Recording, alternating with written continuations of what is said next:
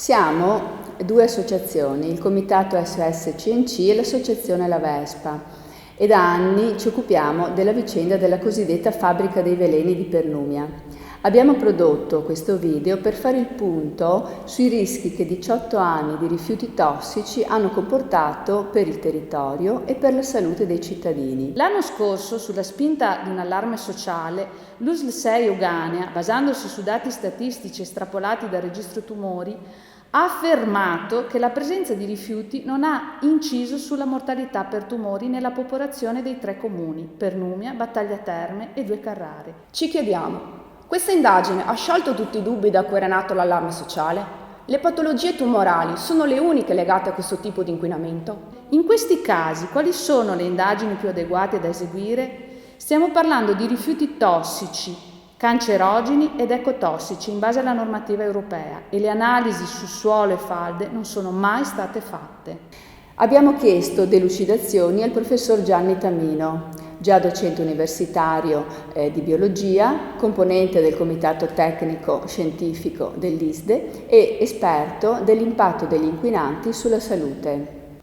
Ci troviamo di fronte a una situazione molto precaria perché i capannoni sono fatiscenti, corrosi, entra acqua, possono tranquillamente avere dei problemi di infiltrazione verso le falde, infatti quando piove entra dentro. In questa situazione particolare dobbiamo tenere presente che i fanghi, i rifiuti che si trovano dentro sono materiali pericolosi, ricchi di metalli pesanti, ricchi di idrocarburi, contengono anche diossina, contengono policlorobifenili, quindi tutte sostanze molto pericolose. Da questo punto di vista quali sono i rischi? Questi sono rifiuti tossici che possono essere in certi casi considerati anche cancerogeni perché contengono quantità significative di nickel, che è riconosciuto dall'Agenzia Internazionale per le Ricerche sul Cancro come cancerogeno, ma contengono anche cromo, contengono anche cadmio, contengono piombo, contengono ferro, rame, cioè c'è un po' di tutto, e la pericolosità, compresa la cancerogenicità dei metalli, va vista nel loro insieme come effetto anche di interazione. Quindi diciamo che siamo di fronte sicuramente a qualcosa di molto pericoloso che può arrivare alle persone o attraverso la percolazione in falde, quindi attraverso l'acqua magari poi utilizzata per irrigare i campi, oppure se c'è vento, abbiamo avuto anche trombe d'aria in quella zona, se questo materiale polveroso va a far parte di quelle polveri che si respirano. Ecco, queste sono condizioni molto pericolose per la popolazione, soprattutto però per la popolazione in direzione sud, sud-est o sud-ovest, a seconda se consideriamo l'acqua di falda o il vento, perché questo è l'andamento principale sia della direzione delle falde che vanno verso il mare o del vento che viene soprattutto da nord.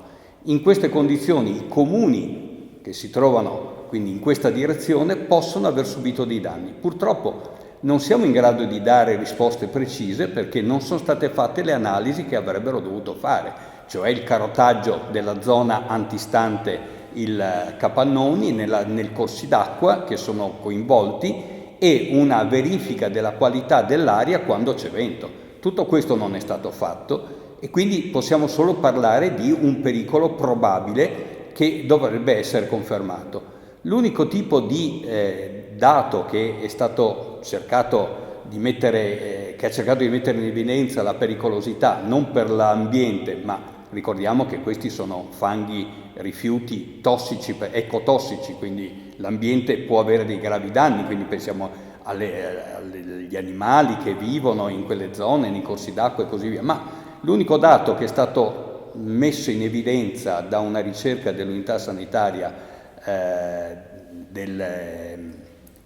che è quella ormai provinciale, la 6, è del tutto insufficiente. Per quale motivo? Perché anzitutto si fa un confronto tra tutta l'unità sanitaria praticamente della provincia di Padova e l'area di 3 comuni. Va messo in luce però che per esempio il comune di Battaglia Terme può essere coinvolto soltanto per una piccola parte. La gran parte del comune, essendo nella zona a nord, per i motivi che ho spiegato prima di venti e di falde, è probabilmente poco coinvolto. Quindi abbiamo già un coinvolgimento di una parte che non è particolarmente coinvolta, e 2 comuni, 3 se mettiamo anche, che sono molto diversi da quello che è l'andamento generale della provincia. Un corretto confronto andava fatto con 3-4 comuni con caratteristiche di numero di abitanti, di caratteristiche del suolo, di caratteristiche di attività commerciali, agricole, industriali simili. Cioè soltanto quando io ho 2 ambienti simili e penso che l'unica differenza sia la fonte di inquinamento, in questo caso la ex CNC, solo in questo caso ho un confronto serio. Quindi il fatto di dire che lì la mortalità è inferiore non vuol dire niente, ci sono un sacco di comuni che hanno una mortalità inferiore, il comune di Padova è sicuramente più a rischio. Basta pensare all'inquinamento dell'aria. Se uno fa il confronto dell'inquinamento dell'aria come l'ARPA ha documentato in queste zone, è sicuramente inferiore all'inquinamento che troviamo a Padova o in altre zone a carattere industriale. Quindi la minor mortalità può avere molte origini. Il numero di tumori, viene detto, è simile, anche questo non vuol dire nulla perché essendo caratteristiche molto diverse. La cosa che andava fatta non era poi di cercare di vedere soltanto la prevalenza tra i vari comuni e la provincia di tumori, di neoplasie, perché per prevalenza si intende il totale dei casi che si verificano in una certa zona nella popolazione in un certo periodo. Se si vuole vedere un fattore di rischio, molto più importante invece è l'incidenza, cioè il numero di nuovi casi che si sono verificati e che sono in qualche modo in relazione con un fattore, in questo caso la presenza di questi fanghi tossici. Tutto questo non è stato fatto, quindi il dato che cerca di essere tranquillizzante non lo è per niente, anzi. Tra l'altro uno dei 2 metodi per calcolare la prevalenza mette in luce che in alcuni casi i tumori sono di più, ma anche qui non deve essere fatta una ricerca di tutte le neoplasie, di tutti i tumori, ma l'obiettivo di un'indagine epidemiologica è di correlare non solo i tumori, perché si tratta di sostanze che sono interferenti endocrini, quindi possono avere effetti su tutto l'organismo non provocando necessariamente delle malattie tumorali, ma comunque anche se vogliamo considerare i tumori andavano visti quei tumori che hanno maggiore relazione con gli inquinanti che lì si trovano.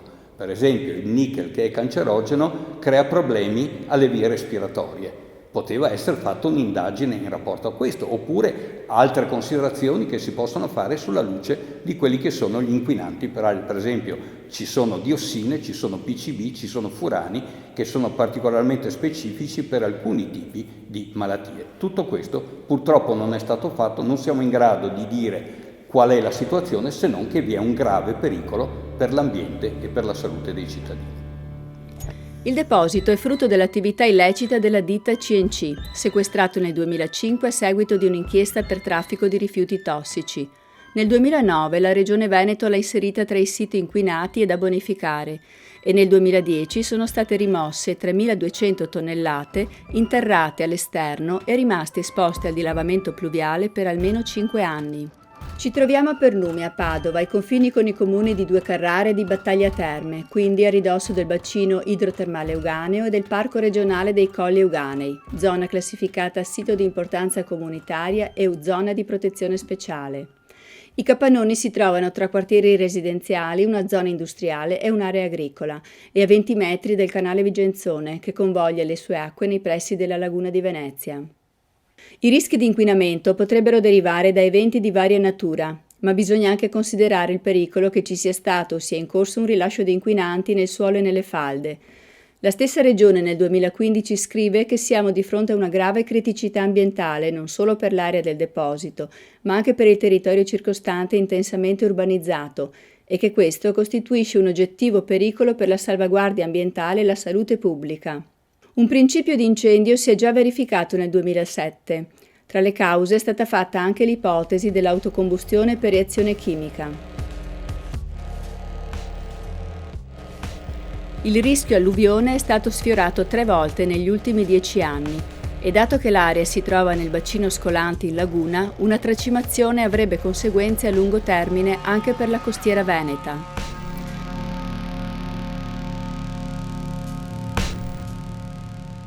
A dicembre 2010 e a marzo 2011 il Vigenzone ha superato il livello di allerta in prossimità della ex CNC. Anche a febbraio 2014 il canale è stato vicino alla tracimazione.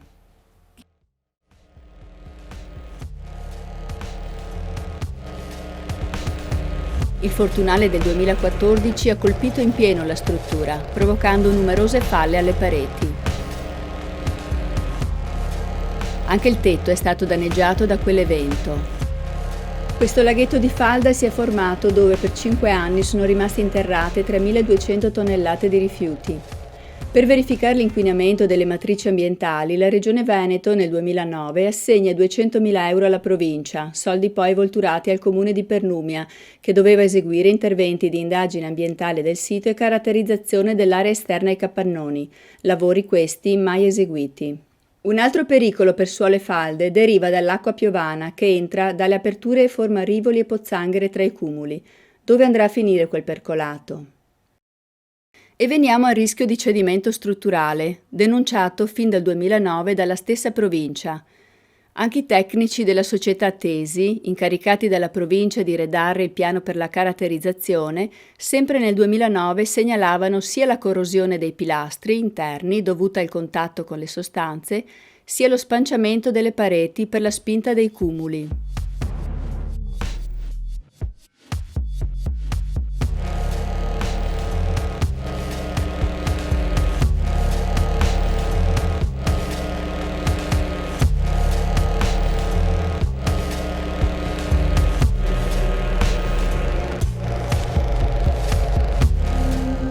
Ed ecco il quadro dei finanziamenti.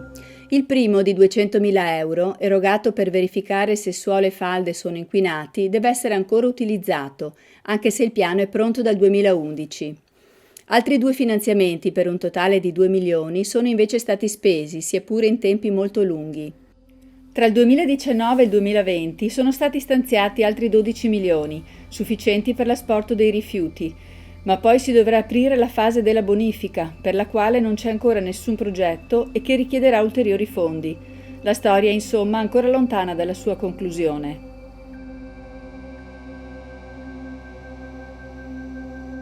Anche se è già stato detto tanto, bisogna continuare a farlo fino alla completa risoluzione del problema.